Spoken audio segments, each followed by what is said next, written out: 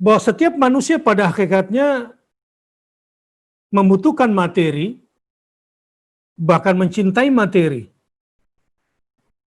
Tapi ada yang mampu melihat secara positif dan berinteraksi secara positif. Tapi ada yang hanyut menjadi penghamba materi. Dan apa yang digambarkan di dalam ayat ini, kata As-Sa'di, bahwa konsekuensi cinta materinya berlebihan. Maksudnya adalah apa konsekuensinya?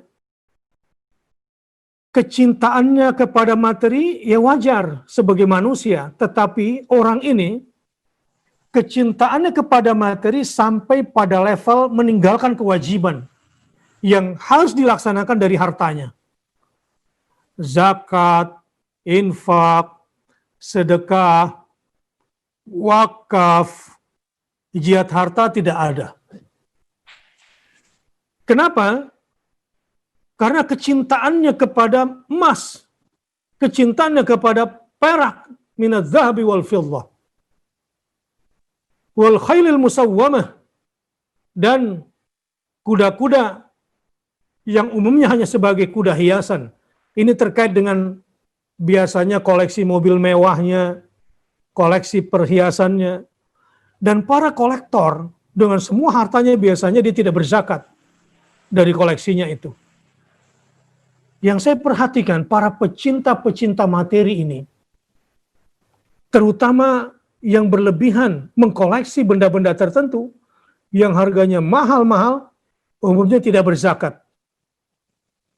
Dan melupakan zakat daripada koleksinya itu.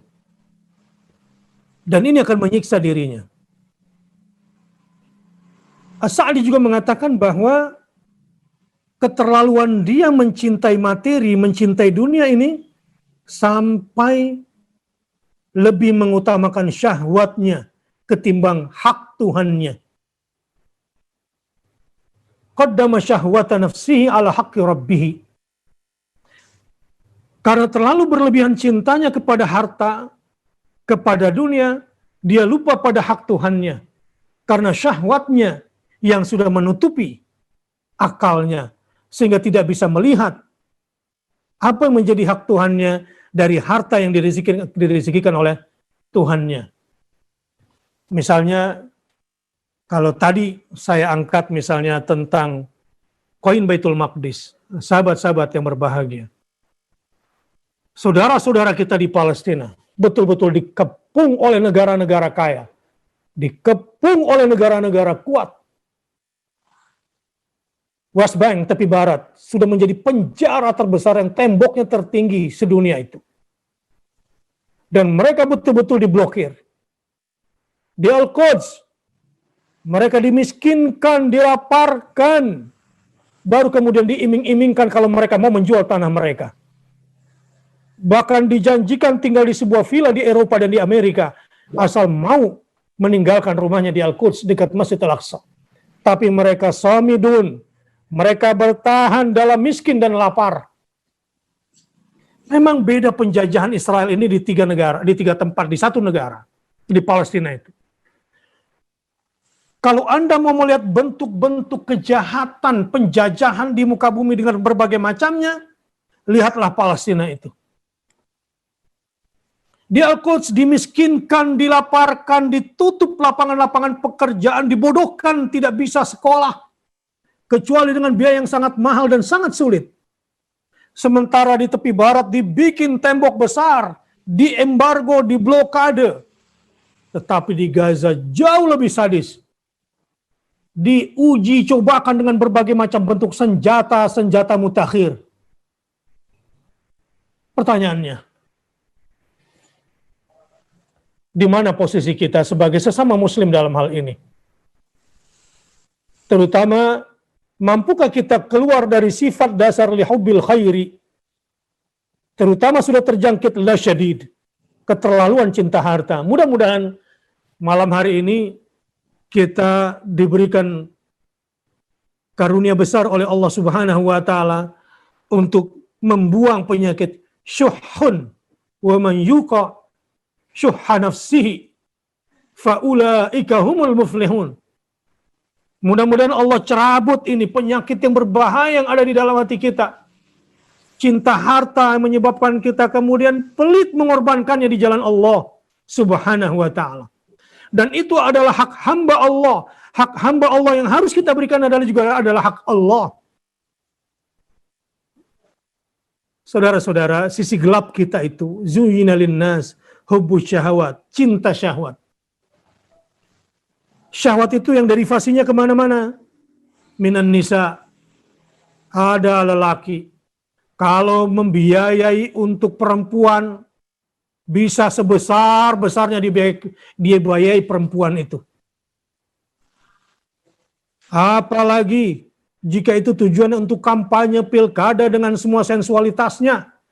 Berapapun si artis itu minta dibayar dengan semua sensualitas yang dipajangkan dan penuh kemaksiatan, bayarnya pun ratusan juta rupiah.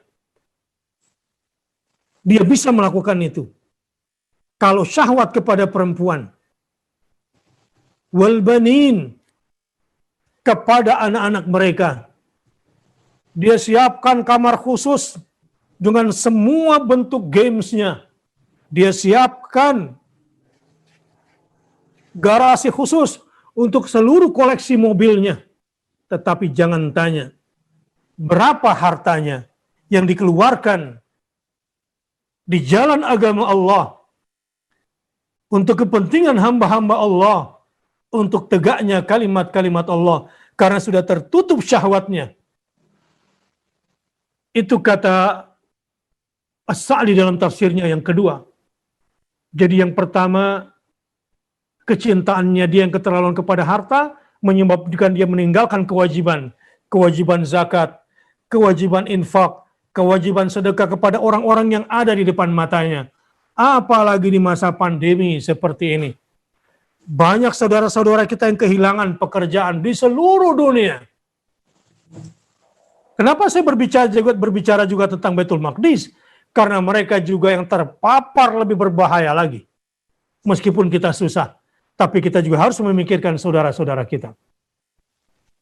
Nah, sahabat-sahabat yang berbahagia. Yang ketiga, kata Sa'di, penyebab semuanya ini adalah wa kullu hadza li'annahu qassara nadhrahu ala hadhihi dar.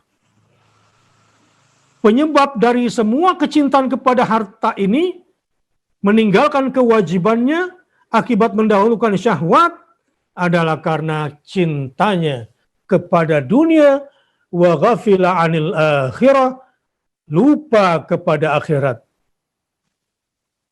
Karena itu dia lupa bahwa ada hak orang lain yang harus dipenuhinya. Sahabat-sahabat yang berbahagia, lain halnya dengan At-Tantawi dalam tafsir Al-Wasitnya mengatakan, beliau mencoba mengangkat sisi psikologi manusia, sikap interaksi manusia dengan harta. Kata beliau, wa inna hadzal insan la syadidul hubbi li jam'il mal. Adalah tabiat manusia senang menumpuk-numpuk aset, menabung-nabung harta. Ini fitrah manusia. Walikasbihi min mukhtalafil wujuh biduni tafriqah. Dan manusia ini juga punya fitrah, ingin punya ladang-ladang ekonomi dari berbagai macam bentuk pekerjaan, bentuk bisnis. Karenanya ada istilah holding company. Holding company ini karena dia punya banyak anak-anak perusahaan di bawahnya yang memiliki banyak cabang. Nanti anak perusahaan punya anak perusahaan lagi, anak perusahaan punya anak perusahaan lagi. Misalnya perusahaan jual mobil bekas, punya perusahaan nyewa mobil. Perusahaan nyewa mobil punya lagi perusahaan pelatihan driver. Setelah itu punya perusahaan untuk maintenance-nya. Setelah itu punya perusahaan untuk BBM-nya atau BBG-nya. Itu tabiat manusia. Begitu juga yang punya perusahaan franchising. Dia sudah punya 1, sekarang sudah punya 50. Bagaimana caranya supaya bisa lebih banyak lagi? Franchising. Selain ada yang dimilikinya sendiri, ada yang di-share dengan orang lain. Ini juga tabiat manusia, kata At-Tantawi dalam tafsirnya. Tetapi kadang dia lupa memperhatikan mana yang halal, mana yang haram. Atau bahkan menjalankannya di antara halal dan haram, yaitu syubhat. Ini semua karena apa? Karena manusia suka menyimpan-nyimpan harta karun, suka menimbun-nimbun aset, bahkan supaya menghindari pajak, menghindari zakat, menghindari sedekah, ada saja berbagai macam cara. Kalau perlu dipanggil konsultan pajak untuk membenarkan kesalahannya. Kalau perlu dipanggil orang-orang yang bisa membenarkan kesalahannya ini. Akibat ketamakannya kepada dunia. Astagfirullah wa atubu ilaih.